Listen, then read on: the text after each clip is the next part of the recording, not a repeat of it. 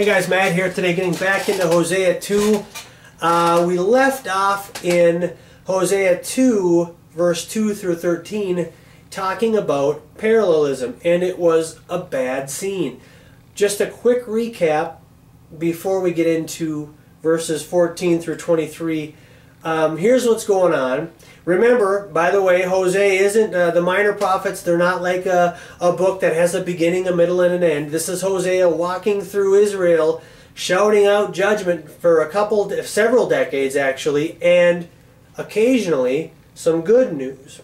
But let's pick back up in the flow. Hosea 1 through 9, God says to Hosea, find a whore, marry a whore, have children of whoredom, because the land commits great whoredom. Right? Everyone was a whore in Israel at this time, almost everyone. So God says, have children. Name the first one Jezreel. Why?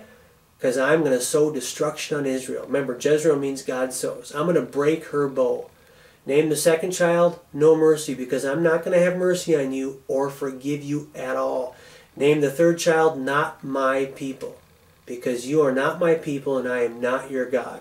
And then we saw in Hosea 1:10 through Hosea 2:1, we saw something remarkable. After Yahweh divorces an entire generation of Israelites, he says something remarkable. He says, yet the children of Israel shall be more numerous than the sands of the sea. And we talked about that. How could that be if he just served them with a divorce certificate? How could the children of Israel be like the sand of the sea? And we talked about the new covenant. That's where the Gentiles enter, right? We talked about who is Israel. It's Jesus. Who are the children of Israel? It's anyone who comes in faith. It's not just Jew. It's anyone who's born again. How could they have one king? How could Israel and Judah be united? How could Jew and Gentile be united? How could sinner and God be united? Through Jesus. It's the gospel. It's the new covenant. And then we got to Hosea 2:2 through 14 through 13, and we saw this parallelism, and things were bad again. Yahweh saying he won't even talk to Israel. The scene is kind of like a courtroom where Yahweh is both judge and jury, right? And he says, kids, plead with your mother, for she is not my wife and I am not her husband. Right? Parallelism. Right? He says that she put away the whoring from her face and the adultery from between her breasts. Yahweh won't even speak to Israel. He says, kids, talk to your mother. We talked about this, the parallelism, the four types, the synonymous parallelism, the antithetic parallelism, the climatic parallelism, and the synthetic parallelism. That verse was synonymous. It's basically saying the same thing, rounding it out, adding to it, for she is not my wife, and I am not her husband. And so this goes on, this scene goes on, and God says, I'm going to take away all these gifts that she thought were from Baal. We looked at the passage in Ezekiel 16, right? Where God says, I found you, you were a baby covered in blood. I cut your umbilical cord. I spread the corner of my garment over you. I made a vow to you. I bathed you. I clothed you. I wrapped you in fine linen. I adore you. I adorned you. I put a ring in your nose. I did all these things, and this is how you repay me, by being an unfaithful bride, right? By going after other lovers. And God starts to pour the judgment down on Israel here. He says, therefore I will hedge up her way with thorns. I will build a wall against her.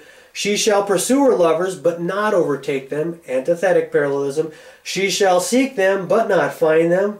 Right? Because she did not know it was me who gave her the gifts. So we see Yahweh having enough. Right? Israel is going after Baal. She thinks Baal is the one giving her the vineyards. So Yahweh says, okay, I'm going to reveal you for who you are. I'm going to reveal you for the unfaithful prostitute that you are. Remember, she wasn't just a regular prostitute who went after, or who stood on the corner for her lover. She actively went after them. She thought they gave her all the good gifts. So God says, I'm going to bring you back to that point of nakedness. I'm going to reveal you for who you are. I'm going to take away the grain. I'm going to take away the wine. I'm going to take away the wool. I'm going to take away the flax. I'm going to put an end to all this mirth, all the Sabbaths, all the feasts, they're not even for me. You're doing them in my name, but they're not even for me. It's a terrible, terrible day once again for Israel. That leads us to chapter 2, verse 14, and it goes like this. Therefore, in light of this terrible scene, in light of this terrible bride, in light of this terrible judgment, therefore, behold, I will allure her and bring her into the wilderness. And how would you think that would go? We just saw, she's not my wife, I'm not her husband. You would think it would go something like this. Therefore, behold, I will allure her and bring her into the wilderness, and there she shall die of thirst. Something like that, right? That's not how it goes at all. This is one of the most beautiful verses in all the Bible. I couldn't get through it with a dry eye the first several times I read it. It goes like this. Therefore, in light of all this, behold, I will allure her and bring her into the wilderness and speak tenderly to her. And there I will give her her vineyards and make the valley of Achor a door of hope. And there she shall answer as in the days of her youth, as at the time when she came out of Egypt. And in that day, declares the Lord, you will call me my husband, and no longer will you call me my Baal. Little play on words. We'll talk about that in a minute. For I will remove the names of the Baals from her mouth, and they shall be remembered by name no more. And I will make for them a covenant on that day with the beasts of the field, the birds of the heavens, and the creeping things on the ground. And I will abolish the bow, the sword, and war from the land, and I will make you lie down in safety, and I will betroth you to me forever. I will betroth you to me in righteousness and in justice, in steadfast love and in mercy. I will betroth you to me in faithfulness, and you shall know the Lord. Sounds like something different, doesn't it? And in that day, we'll talk about that day in a minute, and in that day I will answer, declares the Lord. I will answer the heavens, and they shall answer the earth, and the earth shall answer the grain, the wine, and the oil. Listen to this. And they shall answer Jezreel. Isn't that awesome? And I will sow for her myself in the land, and I will have mercy on no mercy, and I will say to not my people, you are my people, and he shall say, you are my God. Wow. Well, rather than doing a 2-hour video, I think we'll just start at the beginning here and maybe just talk about the first couple of verses, because they are powerful, and then tomorrow we'll get into the rest of the passage. But this is a powerful passage for God to say, therefore, behold, I will allure her and bring her into the wilderness and speak tenderly to her. And there I will give her her vineyards. Those vineyards that the animals were going to run through and destroy, I will give her those vineyards, and I will make the valley of Achor a door of hope. Remarkable. It's the last thing you would think to hear after hearing verses 2 through 13. And it makes me think what a loving God and a merciful God we serve. Will he put an end to adultery? Yep. Will he cast people away who go too far? Yep. But therefore, he will allure people into the desert, into the wilderness, and there he will speak tenderly to them. And I was preaching on this in the prison, and it reminded me of how I went through the desert. And if you're a Christian, likely you will remember your desert experience. If you haven't been through one yet, you probably will. Typically, not always, but when God saves somebody, he'll let them go through a honeymoon phase when God is just speaking to you and things are clicking and everything's going great and you're just on cloud 9, and then suddenly you find yourself going through a major trial, some major tribulation, the desert. In my case, I lost everything. And God does this. Why? To build our faith. It's the boot camp for the Christian. Jesus went through the desert. Moses went through the desert. Joseph went through a desert of sorts, right?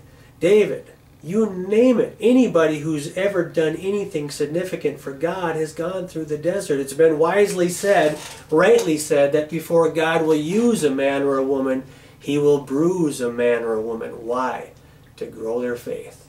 To realize that we have to be completely, utterly dependent on God and God alone. Not God in religion, not God in our good works, not God in our money and our status and our education and our degrees and our this and that and the other thing, but God alone. So God allows people to go into the wilderness, and if they are blessed by God, if they are the elect of God, if they are chosen by God, they will hear the voice of God, and God will speak tenderly to them, and it is a remarkable thing. I miss it so much. And yet, I'm grateful that I'm out of it.